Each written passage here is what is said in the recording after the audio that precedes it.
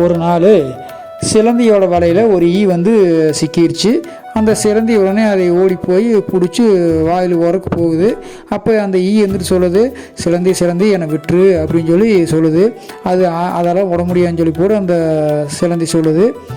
அப்போது ஈ சொல்லுது, எலியாரை வந்து வலியார் அடித்தாங்கன்னா வலியாரை தெய்வம் அடிக்கும் அப்படின்னு சொல்லி புலம்புது. அப்படின்னா என்னென்னு கேட்காட்டி, அது ஒன்றும் இல்லை, வலிமையானவங்க வந்து எளிமையான ஆளுகள் வந்து அடித்து கொண்டாங்கன்னா அந்த வலிமையான ஆளை வந்து தெய்வமே தண்டிக்கும், சாமி தான் தண்டிக்கும் அப்படின்னு சொல்லி போல அந்த ஈ சொல்லுது. அப்போ சிலந்தி சிரிச்சுட்டே சொல்லுது, ஈயே நீ கவலைப்படாத, நீ சொன்ன சாமி தான் நீ இப்போ பார்க்க போகிற அப்படின்னு சொல்லிட்டு டப்புன்னு அந்த ஈயை தூக்கி வாயில் போட்டு முழுங்கிருச்சு. எது? சிலந்தி. ஆனால் கொஞ்ச நேரத்தில் சிலந்தி அப்படியே சாப்பிட்டு ஜம்முன்னு சுற்றிட்டு இருக்கிறப்போ டக்குன்னு யாரோ வயிற்று கட்டு பிடிச்சி இழுக்கிற மாதிரி இருக்குது.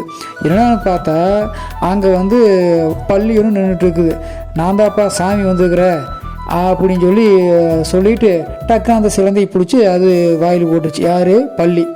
இப்போது இந்த கதை மூலிமா நம்ம தெரிஞ்சுக்க வேண்டிய விஷயம் என்னென்னா, ஏமாத்துக்காரங்களுக்கு சாமி மூலியமாக தான் தண்டனை வரும்னு அவசியம் இல்லை. யார் மூலமாக வேணாலும் தண்டனை கிடைக்கும். ஆக மொத்தம் தப்பு செஞ்சவனுக்கு தண்டனை கிடைக்குங்கிறது நல்லா புரிஞ்சுக்கிட்டு எந்த தவறும் செய்யாமல் சரியாக வாழ முயற்சி செய்ய வேண்டும். கதை கேட்ட உள்ளங்களுக்கு மிக்க நன்றி.